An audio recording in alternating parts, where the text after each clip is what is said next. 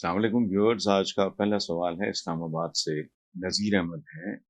वो कहते हैं जी कि मौलाना फजलुर रहमान ने कहा है कि इमरान खान के खिलाफ तहरीक अदम एतमाद के हक में नहीं थे, पीपुल्स पार्टी की वजह से किया और फायदा इमरान खान को हुआ। आपके नज़दीक किसको सियासी फायदा हुआ और किसको नुकसान? तहरीक के अदम एतमाद के बाद मुल्क को क्या नुकसान हुआ, इस पर भी रोशनी डालें। नज़ीर अहमद साहब, ये बड़ी दिलचस्प बात है, मेरी नज़र से नहीं गुजरा। आप कह रहे हो तो ठीक होगा। लेकिन ये जो मौलाना फजलुर रहमान साहब ने फरमाया है कि इमरान खान के खिलाफ तहरीक अदम एतमाद के हक में नहीं थे, तो ना करते। पीपल्स पार्टी की वजह से किया और फायदा इमरान खान को हुआ, ना करते। तो चूचे हैं आप, कुछ चूजे हैं, अभी अभी अंडे से निकले हैं। नहीं किया, क्यों नहीं किया? पीपल्स पार्टी ने कहा, तो वो कल पीपल्स पार्टी का क्या है? जो बड़े शरारती हैं, वो कल कहेंगे आप सारे खुदकुशी कर, ताकि आप सब लोगों की से सबकी जान छुट जाए। फिर आप कर लें। हक में नहीं थे, हक में नहीं थे तो डटे रहते। अजीब बात, बचपन से सुनते आए हैं कि लड़ाई के बाद याद आने वाला थप्पड़ या मुक्का वो अपने मुंह पे मारना चाहिए। वाई यू ब्लेमिंग वाला ना जरदारी साहब को या पीपुल्स पार्टी? क्या फायदा? यानी सांप निकल गया कब का, और जो सांपों का सरबराह था वो लंदन बैठा है, भाई भी छोटा लंदन बैठा है। वहां नून लीग यानी नाग लीग की मीटिंगें हो रही। आप यहाँ ये बातें कर रहे हैं। ओ भाई, हमारा तो ख्याल ये था मौलाना कि आप बहुत जीरक आदमी, आप जैसा जीरक आदमी पांचवी जमात के बच्चे की तरह अब रो रहा है, तो सिवाय इसके कि हम आपके लिए हमदर्दी के दो बोल बोलें और क्या कर सकते। अच्छा, आगे नजीर साहब का सवाल है कि आपके नजदीक किसको सियासी फायदा हुआ और किसको नुकसान? पंजाबी का एक बड़ा खूबसूरत है मिसरा, कच्ची टुट गई जना दी यारी, वो पतना ते रोन खड़ी है। भाई मेरे कॉलम उठा के देख, तो मैं उस जमाने में जंग ग्रुप के साथ वाबस्ता था, जियो जंग के साथ। मेरा कम से कम मेरा ख्याल है 5 7 10 कॉलम मैंने लिखे होंगे, डिफरेंट हवालों से मैंने एक ही बात की कि अगर तुम लोग वाकई संजीदा हो इमरान खान से जान छुड़ाने के लिए, let him complete his term. मैं नाम ले सकता हूं लोगों, लूंगा नहीं, ले सकता हूं, क्योंकि जो बात आपस में की जाए वो कितनी इंपॉर्टेंट क्यों ना, वो अमानत होती है। मैं कम से कम 6 7 लोगों के, इंक्लूडिंग अ लेडी, जो अब वो क्या इस्तेकाम है पाकिस्तान का, ये वो लोग हैं जो मेरे पास तशरीफ लाते जब भी, तो साथ ही हमारा सिटिंग रूम है, ये लाइब्रेरी है। हर मुलाकात में, ये आखिरी 8 10 महीने साल की बात कर रहा हूँ, एक बात हर बंदा करता है। एक फिर छोड़ भी गया, उसका नाम ले देता हूँ, नदीम अफजल चंद साहब, पूछ लें। एक नाम ले दिया, बाकी अच्छा नहीं लगता, वो तो जो छोड़ गए। क्या कि हसन भाई, हमें तो समझ नहीं आती, हम अपने अपनी कॉन्स्टिट्यूएंसीज में, अपने हलकों में क्या करने जाए, क्या करें वहां, हम लोगों को फेस नहीं कर सकते। ये हाल था।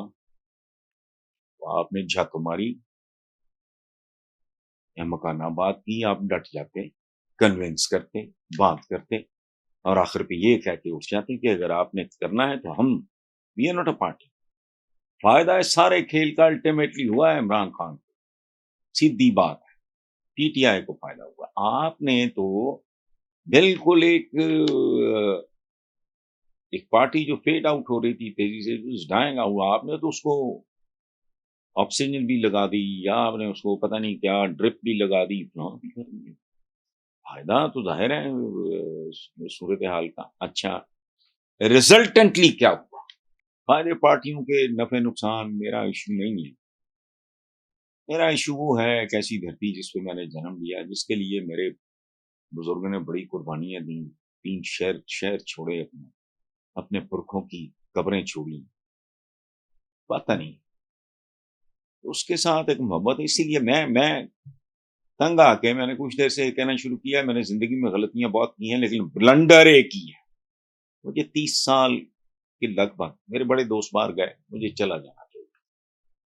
آج بھی میں اپنے لیے یہ لفظ استعمال کر رہا ہوں, کسی کے لیے نہیں, اور اس سے پہلے بھی کر چکا ہوں کئی بار کہ میرا حال دھوبی کے کتے جیسا ہے. میرے لیے باہر جانا کوئی ایشو نہیں, کسی طرح کا کوئی ایشو نہیں. دل کو ہاتھ پڑتا ہے, کیا کروں میں. میری والدہ میرے والد یہاں بھی وہ ٹھیکہ لیا ہوا ہے. پہلے دادا آن ورڈز وہ ساری قبریں پیچھے چھوڑا ہے, نانا کے پیچھے جو کچھ تھا وہ سارا چھوڑا ہے. کوئی امرتسر, کوئی لدھیانہ, کوئی جلندھر. یار ہمارے نصیبوں میں کیا لکھا گیا, میں چھوڑ کے چلا جاؤں.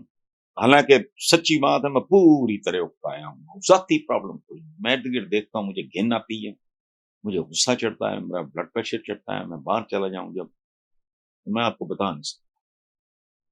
قدم قدم پہ بچے بھیک مانگ رہے ہیں, بوڑھی عورتیں بھیک مانگ رہی ہیں. اب نیا آئٹم ایڈ ہو گیا ہے پچھلے چند سالوں سے, دوسرے خواجہ سرا جو بھی کہتے ہیں, ٹرانسجینڈر جو بھی کہہ لیں.